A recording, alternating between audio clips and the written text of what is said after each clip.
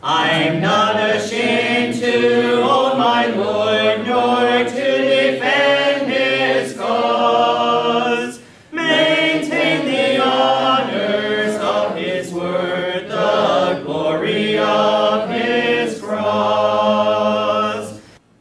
Hello, I'm James Brown, and on behalf of the Eastern Church of Christ located in Toronto, Canada, I'd like to welcome you to Friday's edition of Walking Through the Bible, a podcast where we seek to study the Bible and the Bible alone. Please stick around afterwards for information on how you can contact us. But for now, if you have a Bible with you, please turn to the book of Genesis, and we'll turn you over to Jeremy Dissekam for our study of the day. Thank you, James, and welcome to all of our viewers. This is the 76th lesson in our study of Genesis.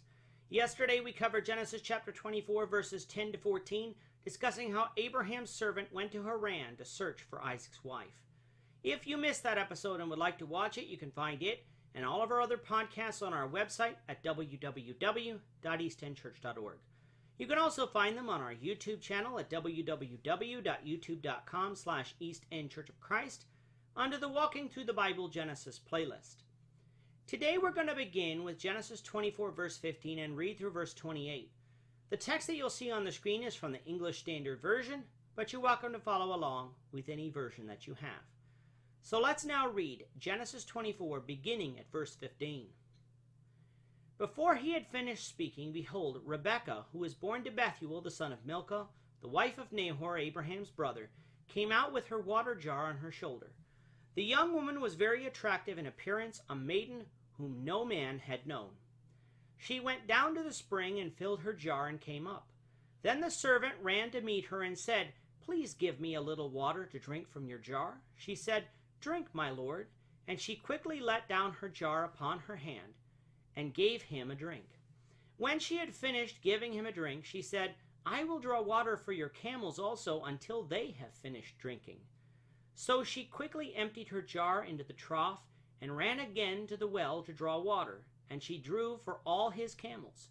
The man gazed at her in silence to learn whether the Lord had prospered his journey or not. When the camels had finished drinking, the man took a gold ring weighing a half shekel and 2 bracelets for her arms weighing 10 gold shekels and said, "Please tell me whose daughter you are. Is there room in your father's house for us to spend the night?" She said to him, "I am the daughter of Bethuel, the son of Milcah, whom she bore to Nahor." She added, "We have plenty of both straw and fodder and room to spend the night." The man bowed his head and worshipped the Lord and said, "Blessed be the Lord, the God of my master Abraham, who has not forsaken his steadfast love and his faithfulness toward my master. As for me, the Lord has led me in the way to the house of my master's kinsman." Then the young woman ran and told her mother's household about these things. From yesterday, we know that Abraham's servant had arrived in Haran, the place where he was to search for a woman to be Isaac's wife.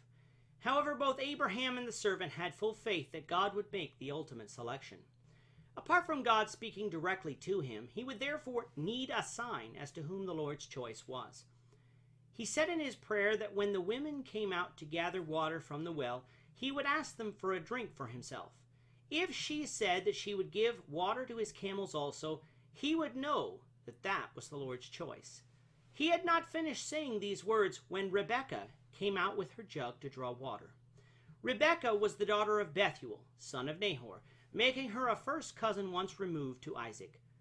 Rebekah was very attractive, and she was a virgin, having never had sexual relations with a man.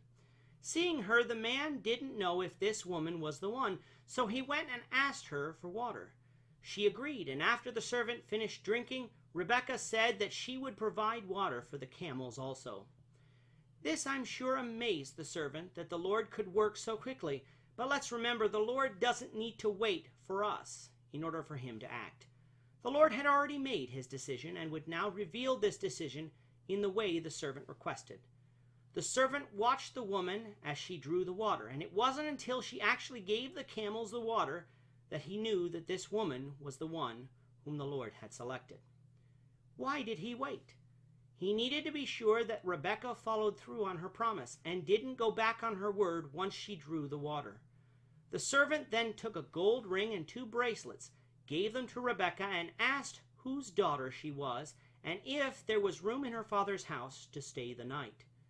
She kindly answered that she was the daughter of Bethuel, granddaughter of Nahor, and that there was plenty of room for him to stay, and food and shelter for his camels.